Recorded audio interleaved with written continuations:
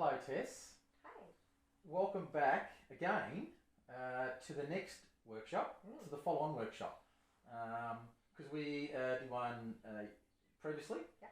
on how to hammer a nail in, Yes. and you did a really good job with that. So this time we're going to learn how to do or make a wool and nail project. Great. Looking at pretty patterns. Yeah. So obviously we know each other, and I suppose just before I start, I've done quite a fair few projects around the home, and so I've got quite an extensive background. I've also worked on a farm, and so I've been using nails, but now we're going to the next level where we're using wool. We're going to make some patterns. So I've had quite a fair experience in the background, and I'd also like to share some of those skills with you and my understanding and knowledge of how to make these patterns. And I hope you find it enjoyable. What are you hoping to get out of the session today? A pretty pattern. Yeah. Yes. So I like crafts. So I'd like to see how it is that we can create something to hang around the home. Fantastic then. Okay, so you're looking forward to it? Yes. Yeah. What's your experience with, have you done many craft projects? I've done a few in my time. Okay, fantastic. All right. Have you done one with nails and wool before? I have. A long time ago, maybe? Well, not. You're probably implying when I was a kid. I actually did one with work where the nails represented different factors, and then we showed connecting points. Wow. So it looked pretty good. Very good. So I'm excited. It wasn't a formal pattern though, whereas you've got this set up. But yours is more abstract. it probably was considered, a little bit more abstract. Okay then. So I'd just like to point out the structure, the format today, and so that's going to include. I've brought along our previous projects, so we can use those. So we've already nailed them, and I've also got some very nicely coloured wool here to use as well. Yep. And so that'll help form these patterns. So the first part of the session will be I'm going to do the skill independently and silently, just in normal speed. You can watch on from the side and take in as much information as you can.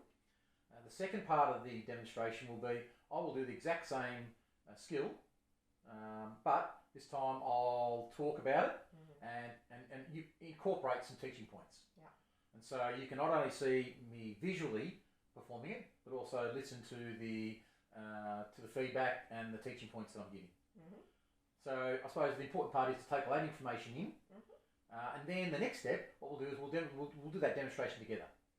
So we'll go through it together, and I can give you some feedback. You can ask some questions, and we can do it step by step. So very comfortable and very easy.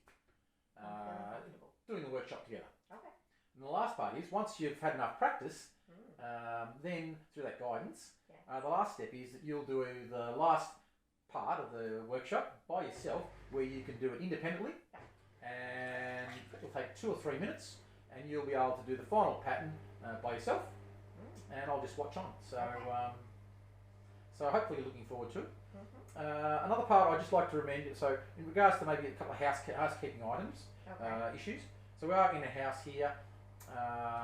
So if you need to go to a toilet, the toilet here is through the left. Got it.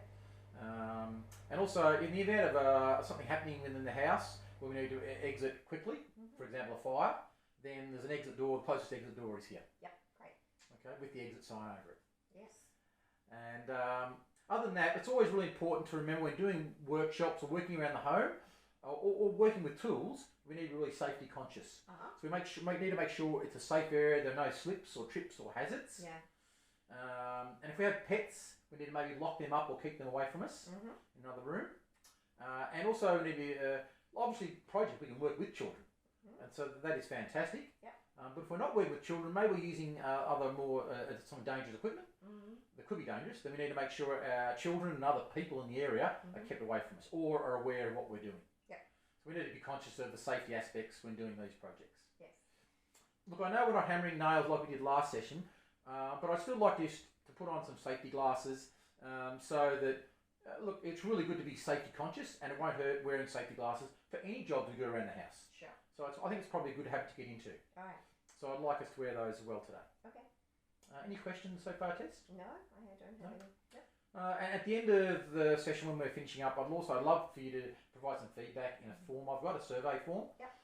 So you can give me some feedback, and then I can perhaps utilise that for my next training session to improve the next workshop down the track. Okay. Yes. So I'm going to start the demonstration just silently now, and you can watch on, and I really hope you enjoy it. Okay, thank you. Thank you, Tess.